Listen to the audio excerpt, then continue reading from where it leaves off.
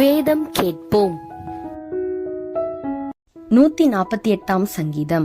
அல்லேலூயா. வானங்களில் உள்ளவைகளே கர்த்தரை துதியுங்கள், உன்னதங்களில் அவரை துதியுங்கள். அவருடைய தூதர்களே நீங்கள் யாவரும் அவரை துதியுங்கள், அவருடைய சேனைகளே நீங்கள் யாவரும் அவரை துதியுங்கள். சூரிய சந்திரரே அவரை துதியுங்கள், பிரகாசம் உள்ள சகல நட்சத்திரங்களே அவரை துதியுங்கள்.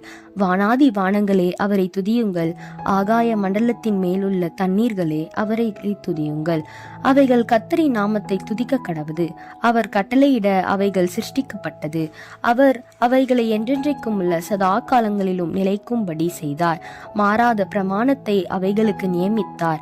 பூமியில் உள்ளவைகளே கர்த்தரை துதியுங்கள், மகா மச்சங்களே, சகல ஆழங்களே, அக்கினியே, கல்மழையே, உறைந்த மழையே, மூடு பனியே, அவர் சொற்படி செய்யும் பெருங்காற்றே, மலைகளே, சகல மேடுகளே, கனி மரங்களே, சகல கேதுருக்களே, காட்டு மிருகங்களே, சகல நாட்டு மிருகங்களே, ஊரும் பிராணிகளே, இறகுள்ள பறவைகளே, பூமியின் ராஜாக்களே, சகல ஜனங்களே, பிரபுக்களே, பூமியில் உள்ள சகல நியாயாதிபதிகளே, வாலிபரே, கன்னிகைகளே, முதிர் வயதுள்ளவர்களே, பிள்ளைகளே, கர்த்தரை துதியுங்கள்.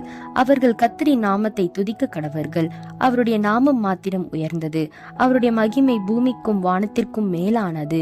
அவர் தம்முடைய பரிசுத்தவான்கள் யாவருக்கும் தம்மை சேர்ந்த ஜனமாகிய இஸ்ரவேல் புத்திரருக்கும் கொண்டாட்டமாக தம்முடைய ஜனத்திற்கு ஒரு கொம்பை உயர்த்தினார். அல்லேலூயா.